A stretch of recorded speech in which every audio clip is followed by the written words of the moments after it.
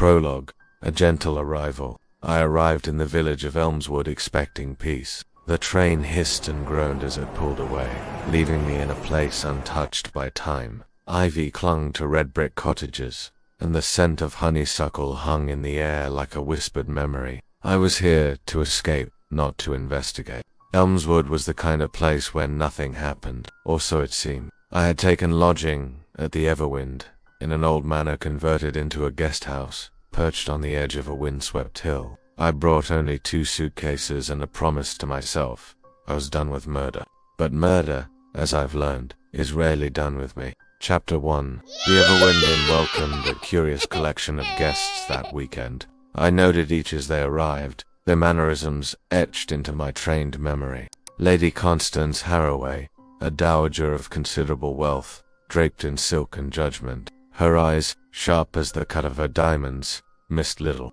Charles Haraway, her nephew, Leanna Nevis, with a restless air of someone waiting for bad news. Vivian Vale, a writer, glamorous and always observing, often scribbling. Dr. Lionel Pembroke, a retired surgeon, stern, methodical, and burdened by something unspoken. Felix and Marianne Carter, newlyweds. She, sweet and overly eager. He, aloof, too quick to smile, and quicker still to disappear.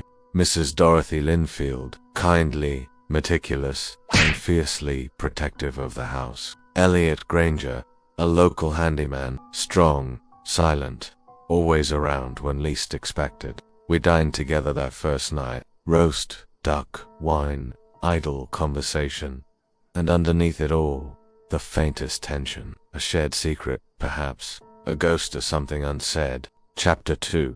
The Cry in the Hall. It was the second night that shattered the illusion. A storm rolled in, sudden and vicious. Rain lashed against the windows. At midnight a scream tore through the corridors. I was already awake. I never sleep well in unfamiliar beds. Rushing out, I found Vivian at the landing, her face pale. "It's Constance," she whispered. Lady Haraway was slumped in her armchair, her face contorted, one hand clawing at her neck. She was dead. No blood, no sign of struggle, just a small glass on the table beside her brandy. Chapter 3. The Locked Room. The room had been locked from the inside, the window latched. The only key was in her dressing gown pocket. I examined the body with Dr. Poison, he muttered. Something fast. Cyanide, perhaps. But we'd need proper tests. He looked uncomfortable, guilty, or simply burdened by professional dread. Marianne Carter wept softly. Charles stared at the body as if expecting it to speak. Vivian took note. Mrs. Linfield offered tea. People always think tea can fix anything. Chapter 4. Motives and Means. I began to ask questions. Charles Haraway, he stood to inherit everything, but he looked more terrified than triumphant. "I didn't want her dead," he said. "I wanted her respect." Vivian Vale claimed she was interviewing Lady Haraway for a memoir. She was hiding something, she said. Something about her late husband. Dr. Pembroke revealed he'd once treated Lady Haraway for a condition, would not elaborate. Felix Carter discovered gambling debts. Motive enough. "I barely knew her," he insisted. "Ask Marianne." Marianne Carter claimed she adored Lady Haraway, but I saw the way she flinched when her husband spoke. Elliot Granger had repaired the window in Lady Haraway's room 2 days prior. No way in or out. Chapter 5. The Whispering Walls. I wandered the halls late that night, listening. Voices carried in old houses. She knew about Felix. I heard Vivian say, "She never trusted you," Charles hissed to someone I couldn't see. A knock at my door. Marianne, trembling. "I saw something," she whispered. Vivian left her room after midnight. She said she was going for a walk. But the storm. Chapter 6. The Poison. I returned to the parlor. The brandy glass had a faint almond smell, cyanide. But how? The room was locked. No one could have entered, unless... Vivian's notebook contained a curious entry. If one wished to simulate a natural death with poison, timing is key. The drink must be offered as comfort. The victim must never suspect. Dr. Pembroke paled when I asked about her condition. She had a heart arrhythmia, minor, but any stimulant or shock. Could the poison have simply accelerated the inevitable? Chapter 7. Unburied Secrets. Digging into Lady Harroway's past, I found records of her late husband's mysterious death. Drowned in a boating accident, witnessed only by her. A journal entry from Charles revealed she made him sign it. She made all of us sign things we didn't understand. Control. That was her weapon. Chapter 8. The Second Death. On the third night, another scream. Felix Carter, found dead in the greenhouse. No wounds, just collapsed. A shattered vial nearby.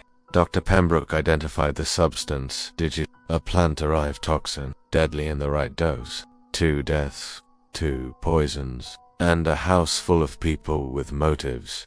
Chapter 9. Threads tighten. Mary Ann sobbed in my room. He said he was going to confess, that he switched the brandy, that he thought she was going to cut us off. So you killed him? I asked. No, I loved him, but someone wanted him quiet. Vivian grew colder, her questions now laced with accusation. Charles retreated into himself, muttering about justice. And Elliot, always there, always listening. I asked Mrs. Linfield about him. He came here after the war. Quiet man, but he and Lady Harroway had history. Chapter 10. The Confession. 2 deaths, 1 killer, but not 1 motive. That is the complexity of truth. I turned to Dr. Pembroke. You knew her heart was weak. You prescribed the wrong thing. You blamed the poison. He shook his head. No. I warned her. She never listened. Vivian, I continued. You wrote of poisons with disturbing detail. You left your room. You knew exactly how to create suspicion. She didn't deny it, but I didn't kill her. I only wanted her story. Charles had motive. Marianne had fear, but only one person had access. I looked at Elliot. You loved her once. But she destroyed someone you cared about, didn't she? Her husband. Her cruelty ran deep. You saw it. He nodded slowly. She let my brother drown. I saw. She laughed. You fixed the window. You kept the spare key. You dosed the brandy. It was justice, he said. She died in comfort, more than she gave him. Chapter 11. The Closing Door. The police arrived at dawn. Elliot did not resist. Marianne left in silence. Vivian sold the story. Charles vanished into inheritance. Dr. Pembroke returned to London, slower, quieter. The Everwind Inn closed for the season. Chapter 12. Echoes in the Ashes. I was preparing to leave when I found a letter tucked beneath my door. No signature, no return address, just a single line. He watched. He helped and he forgot. Inside was an old photograph, Lady Harroway younger, smiling beside 2 men on a small boat. One of them was unmistakably Dr. Pembroke. The other resembled Elliot, but not quite. No, it was his brother. The date, June 14th, 1942, the day her husband drowned. Chapter 13. The Forgotten Witness. I returned to the room one last time. Mrs. Linfield stood by the fireplace, staring into cold ash. I remember them, she said, without prompting. Elliot's brother, Dr. Pembroke. I heard Lady Harroway laugh that day, not cry, laugh. And Lionel, he was there, said it was an accident, but his hands were wet. Dr. Pembroke had always claimed it was an accident, but maybe he wasn't just complicit in her death, maybe he had covered for her long ago. Chapter 14. What Remains. Elliot had taken justice into his own hands, but had he done it alone? Did Pembroke administer the final push? Or did guilt simply make him silent? I passed Vivian on my way to the station. She held a copy of her manuscript. Everything in there? I asked. She smiled thinly. Everything they'll believe. And with that, I stepped aboard the train, leaving Elmswood behind. Epilogue. What the Sea Keeps. Back in London, I examined the photograph once more. 3 people on a boat. 1 never returned. 1 remained silent. 1 smiled too widely. Lady Harroway had buried a man. Elliot buried her. But what of the doctor? Sometimes murder is not 1 act, but many, stretched across decades, dressed in civility, delivered in whispers. I turned the photo over again. A second message had appeared beneath the first, ink bleeding through from moisture. This time, I let it happen. Pembroke had never been innocent, and so, the case I thought closed whispered back to life. There are no endings, only quiet pauses between crimes, and I, whether I admit it or not, will always be listening.